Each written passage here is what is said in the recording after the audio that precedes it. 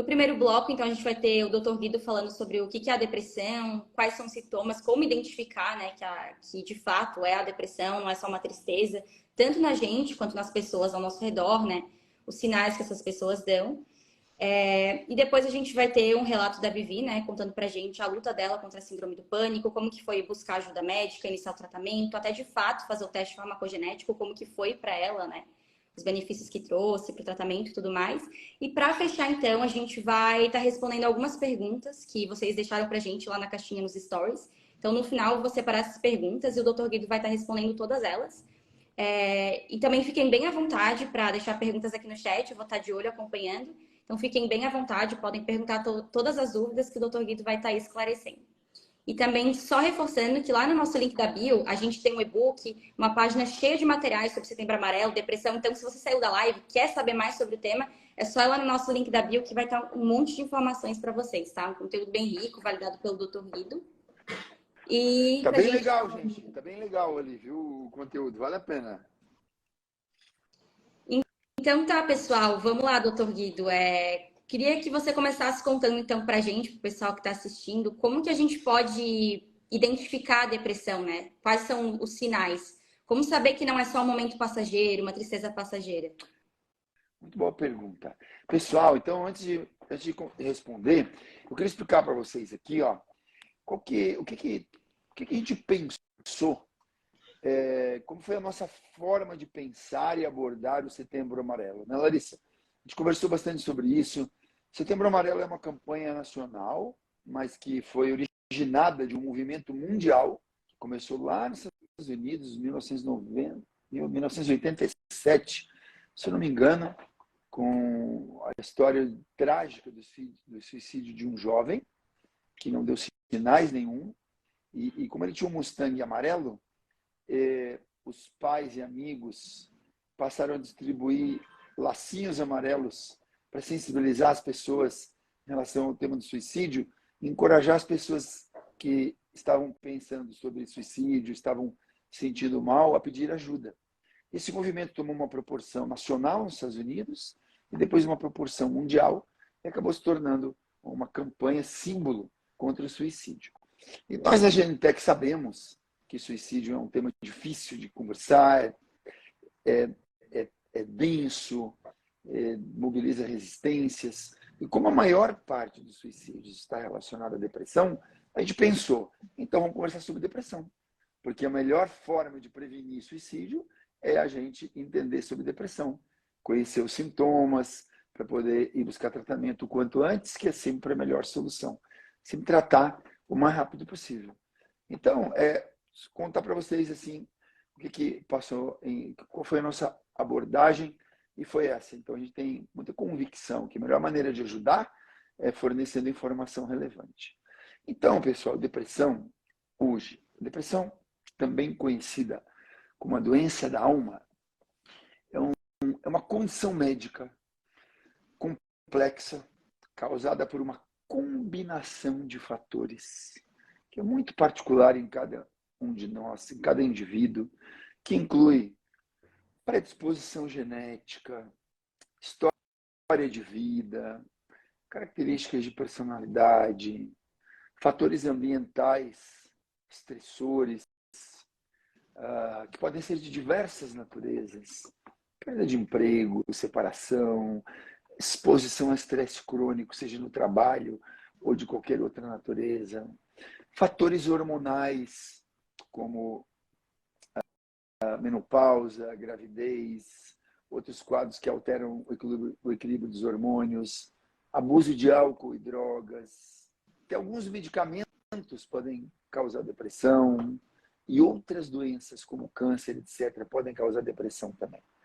Esse conjunto de fatores ocasiona um conjunto de mudanças no cérebro muito complexas, que não são totalmente compreendidas ainda, mas que nós sabemos certamente, que incluem desequilíbrio químico no cérebro, principalmente nos neurotransmissores serotonina, noradrenalina e dopamina, incluem alterações inflamatórias no cérebro, incluem mudanças na maneira como os neurônios se conectam, se comunicam. E essas mudanças cerebrais vão gerar os sintomas depressivos. Ô, Larissa, tu tá balançando um pouco, minha filha, parece que eu tô num barco. Tu tá com o teu celular, tu não tá com o teu celular fixo, né? Então, vê se tu consegue filmar ele aí. Eu, pelo menos, tô Melhorou enjoado. um pouquinho? Melhorou, eu tenho labirintite, então fico enjoado fácil, não sei vocês. Então, melhorou sim. Então, esse conjunto de alterações no cérebro vai gerar mudanças no seu funcionamento, que vão se expressar através de sinais e sintomas. Entre eles, necessariamente, uma sensação de entristecimento, humor triste, a perda de interesse pelas coisas, inclusive aquelas que o indivíduo gosta de fazer, apatia, indiferença, pessimismo, negativismo, medo excessivo, insegurança, falta de iniciativa, ansiedade elevada, irritabilidade, piora do sono, principalmente dormir menos e pior, mas às vezes pode ser dormir demais também, o que a gente chama de hipersonia. Alterações no apetite, principalmente para menos, com perda de peso, mas às vezes para mais. Diminuição de libido, diminuição de energia física, uma sensação de pilha fraca, de cansaço, principalmente de manhã, mas pode se estender por todo o dia. Diminuição de atenção, concentração, memória e raciocínio, que faz muita gente confundir com Alzheimer, ou ter medo de ter Alzheimer. Uma sensação de perda do sentido pela vida, uma sensação de vazio existencial e, em alguns casos, pensamentos sobre morte e até vontade de não continuar vivo e que pode evoluir para um desejo de cometer suicídio e até um comportamento, um ato de cometer suicídio nos casos mais graves. É claro que não precisamos ter todos esses sintomas, eu citei aqui vários sintomas possíveis.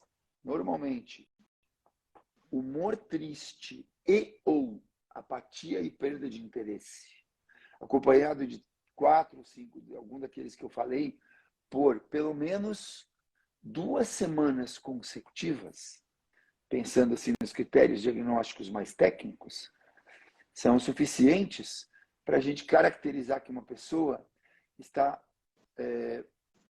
apresentando um episódio depressivo. E o que isso significa? Que se nós temos esses sintomas com essa duração, isso significa que, muito provavelmente, esse quadro não é apenas passageiro, não é apenas uma reação emocional e psicológica. Ele já inclui uma mudança no funcionamento do cérebro. E é por isso que aqui a gente está falando de uma doença. Assim como essa asma que eu estou aqui, que vocês estão vendo, que eu estou rouco. Daqui a pouco eu vou começar a tossir que nem um louco aqui. Por quê? Porque eu tenho uma alteração inflamatória. Eu tenho asma, eu tenho um perfil inflamatório. Então, quando eu me exponho a um vírus da gripe, por exemplo, que foi o que aconteceu, a minha reação não é normal. Eu tenho uma hiperreatividade inflamatória, eu começo a ficar com tosse, eu fico com falta de ar. Isso é uma doença, eu tenho uma alteração orgânica.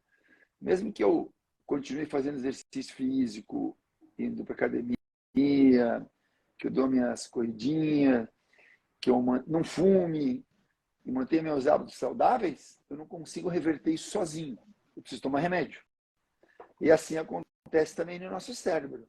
Quando o cérebro passa a apresentar uma alteração no funcionamento, nós precisamos, então, fazer um tratamento para que nós recuperemos a saúde cerebral e, portanto, a saúde do dono do cérebro. E Perdão, nós vamos falar sobre isso um pouquinho mais ali na frente. Ficou claro isso que eu falei, gente? O que é depressão e quais são os seus sintomas?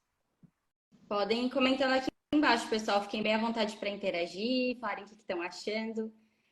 Obrigada pela explicação, doutor Guido. Foi uma explicação muito rica. Bem importante, né, a gente falar sobre isso, saber mais sobre, né? Como eu comentei antes, né? Não só, né, para a pessoa que pode estar sofrendo, né?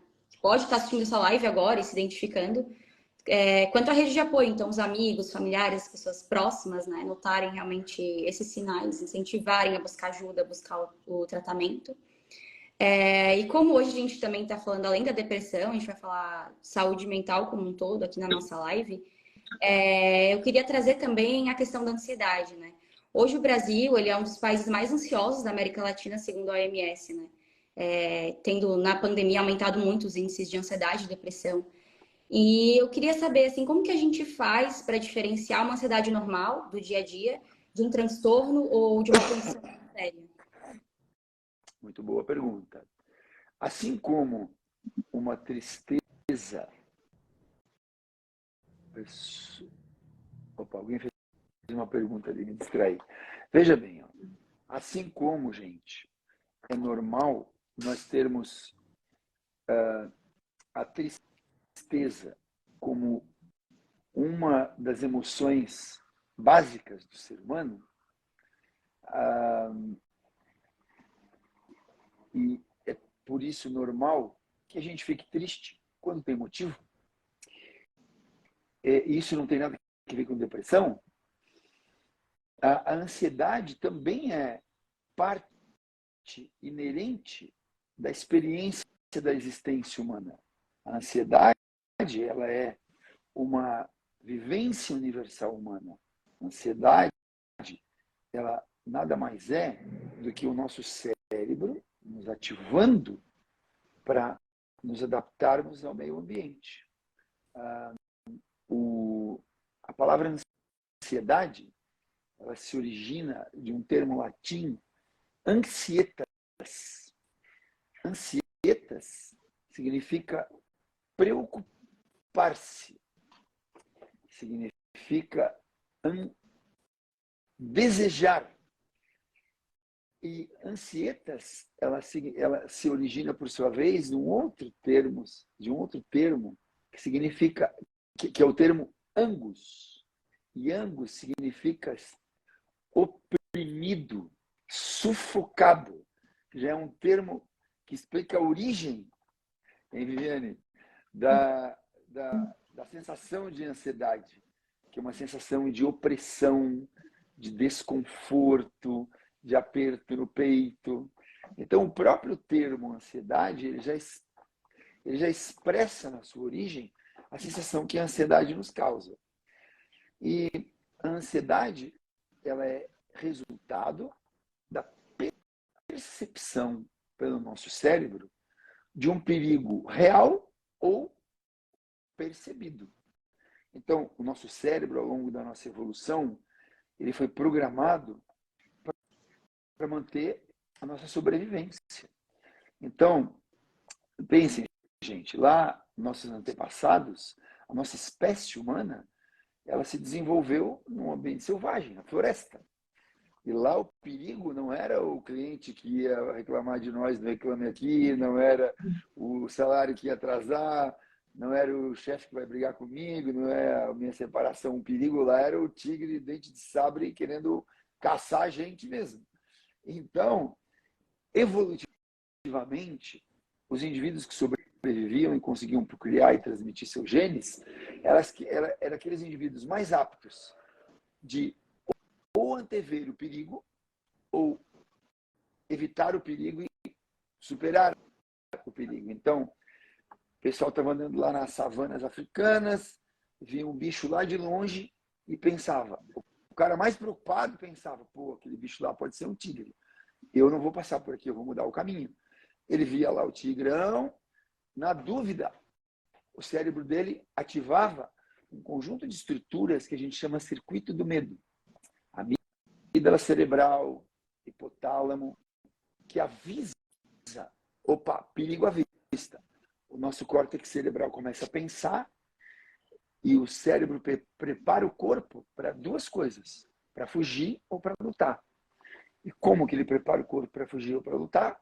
Dando uma boa dose de adrenalina e de cortisol na corrente sanguínea. E aí a gente sente coração disparado, respiração fica ofegante, a gente fica pálido. Tudo isso para preparar o corpo para a fuga ou para a luta. E aí a gente fica nervoso, a gente fica tenso, a gente fica num estado de alerta, porque a qualquer momento pode surgir o perigo, e aí o cérebro fica processando informação para tentar adivinhar da onde que vem o perigo antes que ele apareça. E é por isso que quando a gente fica muito ansioso, a gente fica invadido a mente por pensamentos catastróficos também, só pensa em cenário ruim. É o cérebro ali tentando adivinhar o perigo antes que ele apareça. Então, a ansiedade normal, ela é inevitável, ela é saudável, ela é necessária à sobrevivência. Ela é uma grande aliada. E quando ela é normal, ela é proporcional, tanto na sua duração quanto na sua intensidade, ao perigo ou à percepção do perigo. Então, eu vejo lá de longe um negócio escuro, está de noite, eu fico preocupado que é um cachorro brabo, eu fico nervoso, eu vou chegando mais perto, e aí eu fico adrenalizado, o coração dispara, minha respiração fica ofegante, eu fico tenso. Aí eu vejo que não é um cachorro, é um lixeiro. Eu dou aquela respirada, e aí o meu sistema parasimpático entra em ação, e eu começo a relaxar de novo, e a ansiedade teve um pico e diminuiu. Proporcional. Quando que ela deixa de ser normal? Quando eu fico muito mais ansioso do que eu deveria, quando eu demoro muito mais tempo para voltar ao normal. E aí eu tenho uma ansiedade elevada. E quando que eu tenho sintomas de ansiedade? Quando eu começo a ficar mais ansioso todo o tempo, ou quando essas ansiedades, por exemplo, se transformam num ataque de pânico, ou se transformam numa fobia e eu passo a mudar a minha vida por causa disso. E o ataque de pânico me traz sofrimento e eu mudo a minha vida por causa dele. Ou eu começo a ficar com ansiedade generalizada, que é aquele estado de ansiedade e preocupação constantes, que nunca passam.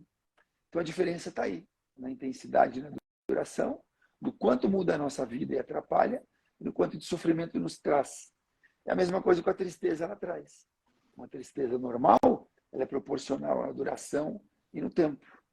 E ela passa. E a depressão, não. Ela vem acompanhada de todos aqueles outros sintomas e ela não passa, mesmo que o motivo passe.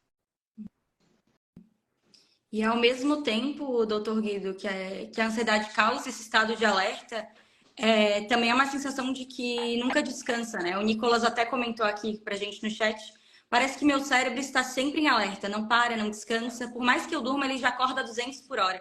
Então é tanto pensamento que a pessoa nunca descansa, né, doutor Guido?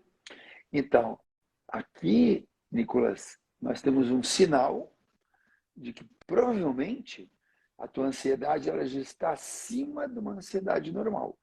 Então, é muito importante, viu, entender por que isso está acontecendo.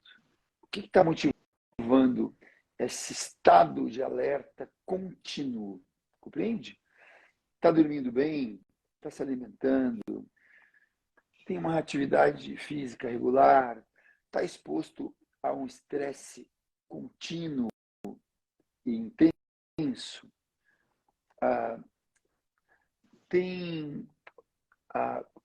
Teus exames de sangue estão normais? Está fumando muito? Está bebendo demais? Está consumindo alguma droga recreativa de outra natureza?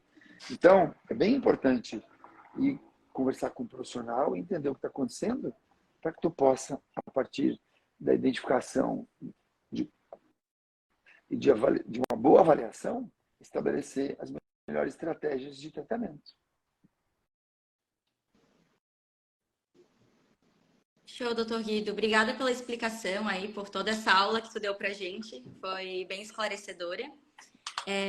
Indo de encontro agora com a nossa pauta de saúde mental e ansiedade, a gente tem a questão da síndrome do pânico, né? Que é um dos casos que a gente veio aqui trazer hoje para vocês, que a Vivi vai contar pra gente como que foi o caso dela, como que ela começou a identificar os sintomas, identificar que algo com a saúde mental dela estava precisando de uma ajuda, de um tratamento. Como que o teste farmacogenético te ajudou, foi essa luz no fim do túnel. Então, eu gostaria que tu contasse agora para o pessoal que está assistindo para a gente como que foi toda essa jornada para ti. Mais uma vez, obrigada pelo convite, parabéns pelo trabalho tão importante, A gente que para agradece. tantas vidas, né, cada vez mais. Bom, eu sempre fui uma pessoa muito preocupada em agradar, né, os outros, em agradar. Sempre tive dificuldade de dizer não, desde criança. Então, eu tinha um nível de ansiedade a ponto de ter eu tenho uma gastrite nervosa crônica, mas ok, enfim, levando a vida.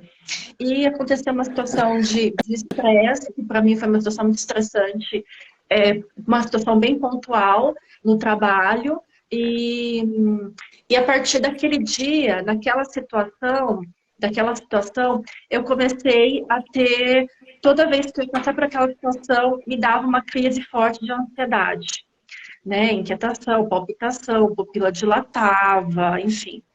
E aquilo começou a acontecer com frequência. E eu já fazia terapia na época, já, sempre fiz. E aquilo começou a se estender para outras situações. Então, eu parei de ir no mercado, eu parei de ir na farmácia, eu parei de ir ao shopping, eu fui parando. Lugares que eu tinha essas crises de pânico, que já eram pânico, eu parei de ir para não ter de novo, né? Para isso não se repetir. E tratando com a terapia essa ansiedade, né? Até que chegou num ponto tal que eu só saía de casa para trabalhar. E no trabalho, eu parei de ir no refeitório comum do trabalho, eu parei de ir no banheiro no trabalho. Parei até de ir ao banheiro, tive uma infecção urinária fortíssima por causa disso.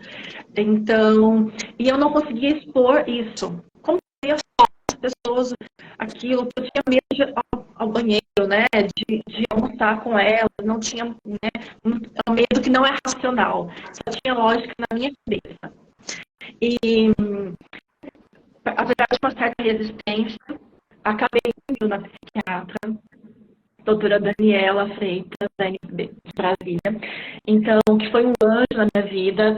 Ela, quando ela me recebeu, ela fez todo um trabalho humanizado comigo primeiro, né? Ela me passou um check-up para descartar qualquer outro déficit de vitaminas, questão hormonal, cardiológico. Ela fez todo um check-up comigo para descartar toda outra possibilidade física, né? E se era só emocional. Então, foi diagnosticado que eu não tinha nada, saúde plenamente perfeita, que era emocional. Então, ela começou a me tratar com os medicamentos aí para síndrome do pânico. E os medicamentos, com o decorrer dos meses, 3 medicamentos, passava 3, 4 meses, nada, nenhum efeito. Não, o SOS, né, que é aquele que eu tomava em momentos, as minhas crises, elas eram diárias, mas em situações que eu sabia que ia me dar, ou que eram gatilhos para mim, eu tomava o SOS, mas não resolvia, né, mesma coisa que nada. Eu voltava, né, e falava, doutora, não faz efeito. É igual eu tomar água, remédio não faz efeito. Nem esse, nem aquele, e nós fomos trocando de medicamentos, né? Cheguei a tomar um remédio muito conhecido. Desculpa, Sim. ali nesse ponto, além do SOS, tu já estava tomando medicamento de base, assim? Sim, sim. Entendi. Tomava outros 2 de base, né? Enfim, sempre eram 3 medicamentos. E aí chegou num ponto que trocou tem tanto de remédio, de medicação, tantas medicações, que ela chegou para mim e falou, olha, eu não sei mais o que eu faço com você. Eu não sei. E ela falou, porque eu tomava um remédio bem conhecido, inclusive um tarja preta, assim, uma quantidade muito alta. E não fazia nada. Efeito era como se tomasse água. E eu comecei a ficar triste com isso. Eu fiquei muito triste. Eu falei, gente, não é possível. Porque a terapia é um tratamento a longo prazo, resultado a longo prazo. Os medicamentos que as pessoas falavam, olha, esse medicamento, nossa, me deixa tranquila, eu fico relaxada. Aquele lá, e XY, e para mim nenhum medicamento. Eu já tomei esse, mas eu tomei aquele, eu já tomei, mas e nenhum fazia efeito. Até que um dia ela falou, olha, eu não sei mais o que fazer com você. E ela veio e me falou, ela falou assim, eu acho que o seu caso é algo parecido, deve ser algo parecido com o caso do Jorge Pontual, jornalista, âncora né, em Nova York, é o Cura da Globo em Nova York, que ele tratou por 30 anos a depressão e nenhum remédio fazia efeito também, enfim. E ele fez esse exame farmacogenético e deu que ele tem um déficit genético na absorção da medicação. Ela falou, eu acho que o seu caso é parecido com o dele. Então, ela me passou, ela falou, ainda, né, há uma resistência dos planos de saúde, enfim, mas vamos tentar. Vou passar uma requisição para você aqui e para você fazer esse exame. E na época meu plano era de outro estado, eu peguei o relatório dela, né, psiquiatra, todos os remédios que eu tomei, levei para outro psiquiatra desse outro estado, para ele me passar o pedido dessa guia do meu plano. O psiquiatra, cheguei para o psiquiatra, ele com o relatório dela, ele falou, olha, eu nunca ouvi falar desse exame, mas vou pedir. Ele solicitou, o plano negado. Passou pela auditoria lá, enfim, negado. Aí, tentei de novo, eu pedi auditoria, negado. Até reembolso, me negaram tudo.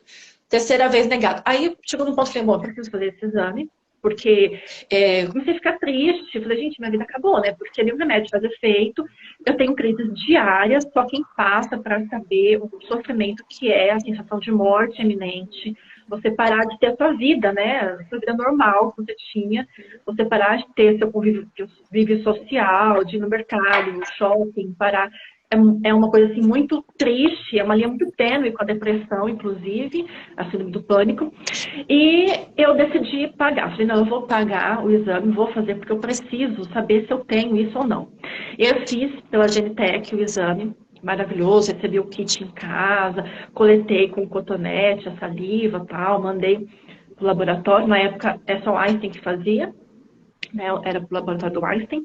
E aí, recebi o resultado um mês depois e me ligaram para explicar tudo, foi maravilhoso.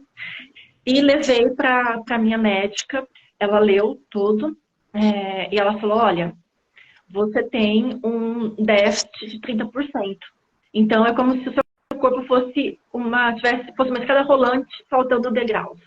Você toma medicação, tem medicação que não absorve tudo, tem medicação. E tanto que eu estava tomando os 2 medicamentos que eu estava tomando, teve um que eu nem fiz o desmame, né, que é você tirar aos poucos a medicação. Ela falou, para de tomar agora, você não pode tomar esse medicamento. Para agora. E você ela... te lembra qual era? Lembro. Posso falar? Pode. Bupropiona. Sim. Bupropiona. Entendi. Eu estou com o teu teste aqui na mão agora. Ó. Eu estou olhando ele aqui pela primeira vez, entendi. Então, o que acontece? A bupropiona, ela vai para o teu sangue numa dose maior do que o normal. Então, provavelmente, ela estava aumentando a tua ansiedade. Uhum.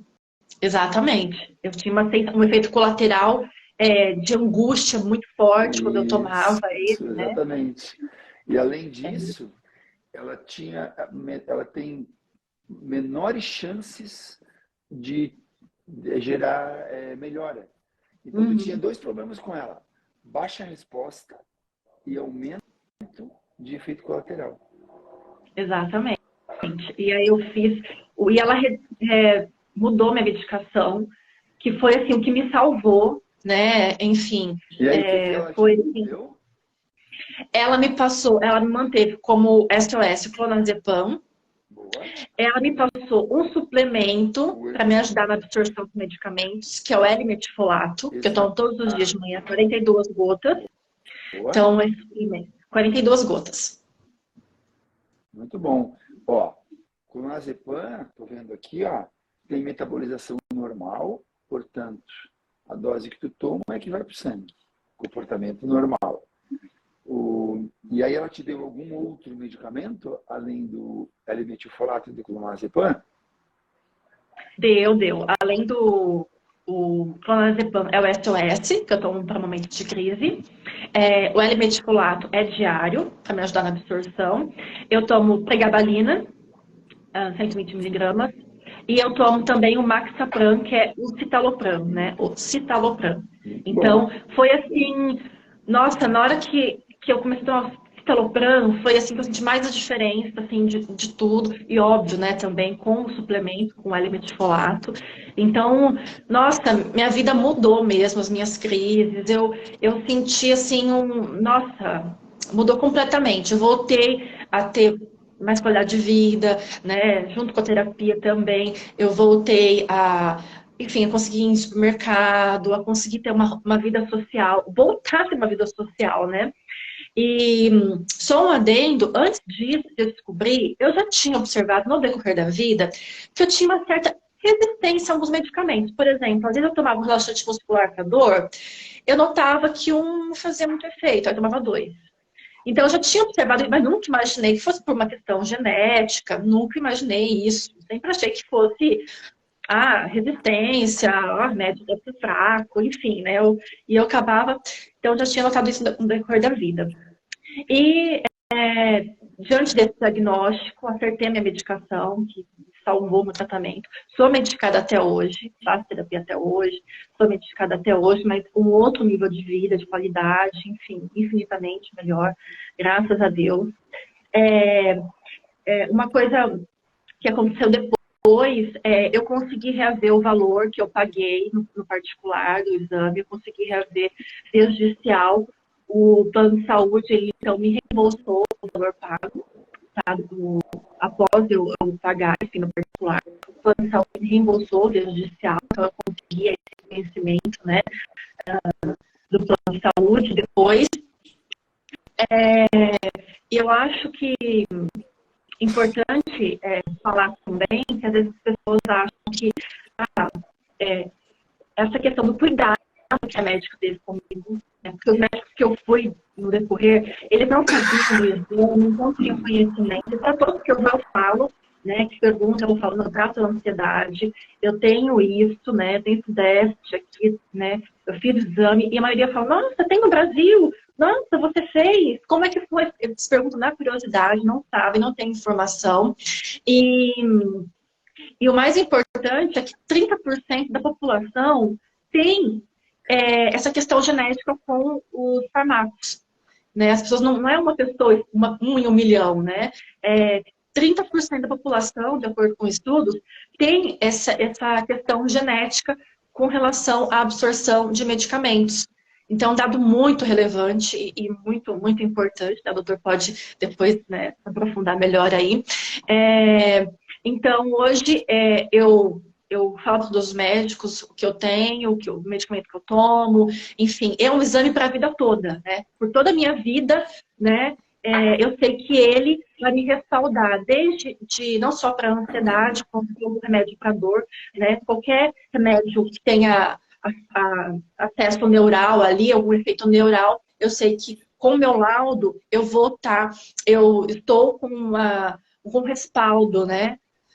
Científico, com o meu perfil genético ali, e eu vou estar com a medicação correta, não vou estar me medicando, enfim, de forma negligente, né? E também nem vou deixar de ser negligenciada, né? Porque eu acho que esse cuidado que a médica teve em me indicar esse exame, né? E não me abandonar ou me passar outros medicamentos, ela não foi negligente, né? Ela foi uma medicina humanizada, desde o check-up que ela fez comigo, até a me indicar o exame, né? E para que eu fizesse e me levar esse conhecimento, né? E foi algo que, assim, de fato, salvou a minha vida, minha qualidade de vida. Eu só tenho a agradecer a Genitec, que trouxe o exame para o Brasil, que, enfim, propaga isso. A doutora Daniela, que foi uma médica super humana, enfim, e que não negligenciou o meu caso, que não desistiu de mim, né? Que me deu a indicação certa. Então, meu agradecimento. E a todas as pessoas que tratam, fazem qualquer tratamento. Eu acho que tinha que ser igual o exemplo do pezinho. Nasceu, faz o exame farmacogenético, porque isso vai ser pro resto da vida da pessoa. Os próximos 90 anos que ela vai viver, ela vai usar aquilo lá, vai ser importante para a vida dela. E, então, que as pessoas que façam tratamento longo, ou que tenham uma doença crônica, enfim, que elas façam o exame, porque é qualidade de vida, enfim, elas terão assim, um respaldo da genética para adquirir o medicamento correto, para consumir o medicamento correto e ter melhor resultado no tratamento. É isso. Obrigada. Muito bom. Nós ficamos muito felizes quando nós vimos. Porque, assim, é bacana a gente desenvolver tecnologia, é um desafio, isso envolve uma equipe multidisciplinar, estudo constante. Nós somos em acho que mais de 60 pessoas aqui na GNTech, pensando 24 horas por dia nisso. Mas a parte mais legal de todas é quando a gente vê alguém com a vida impactada, a gente vê o resultado mesmo, né? E é para isso que a gente está aqui trabalhando incessantemente, todo o time da GNTech. E isso que aconteceu contigo é algo muito comum. E veja, o que aconteceu? Eu estou com o teu resultado aqui, né? Então, gente, só para entender bem e elogiando a excelente conduta da doutora Daniela, que além de ser sido muito humana, muito atenta à nova tecnologia e teve a capacidade de interpretar muito bem o teste, não é? E passou a te dar os medicamentos mais adequados e compatíveis para ti, e o resultado veio na hora, né? Então, além de fazer a suplementação com metilfolato. Então, resumindo assim, gente, só para entender bem, o transtorno de ansiedade, ele tem relação também, assim como a depressão, com desregulação de serotonina, por exemplo. O que acontece? Além de o teu medicamento de antes estar te dando efeito colateral e não está funcionando bem, quem tem mutação no gene MTHFR produz menos matéria-prima para sintetizar serotonina no cérebro. Serotonina baixa é igual a depressão e é igual a ansiedade alta. Então, quando a doutora viu o resultado do teste, ela entendeu que o citalopram, que é um remédio que modula a serotonina, ainda por cima, geneticamente, é muito compatível contigo. Então, ela foi lá, modulou a tua serotonina, deu metilfolato para poder ter matéria-prima para fabricar serotonina, porque não adianta dar o remédio para modular a serotonina se não tem matéria-prima suficiente. E aí tu melhorou muito. E aí, veja bem, ó, tu falou que 30% das pessoas vai ter mutação genética que atrapalha remédio, né? Então, deixa eu contar uma coisa para vocês. Agora, em 2020, foi realizado o maior estudo já realizado no mundo sobre farmacogenética por pesquisadores da Universidade de Stanford, lá na Inglaterra, com 495 mil pessoas. Pensa bem, gente. 500 mil pessoas. E olha o que esse estudo constatou, que 99,5% das pessoas têm mutação genética que atrapalha remédio. Ou seja, é todo mundo. E que 30% dessas pessoas estavam tomando ou já tinham tomado um remédio que foi prejudicado pela sua genética. Então, é por isso que, assim como a Viviane preconizou, no Reino Unido, no Canadá, na Holanda, na França, na Espanha, a farmacogenética, na Itália, na Ásia, está sendo implementada no sistema público. É por isso que nos Estados Unidos, o Medicare, que é o plano de saúde público dos norte-americanos acima de 65 anos, paga o teste farmacogenético e só paga um antidepressivo se a pessoa tiver feito o teste farmacogenético, senão nem paga. Então, gente, tudo que a Viviane vive na pele é comprovado pelos estudos científicos. Então, os planos de saúde aqui no Brasil hoje, pouco a pouco, estão começando a entender o valor da farmacogenética para os seus clientes e também para eles, porque acaba economizando dinheiro no final do dia, né?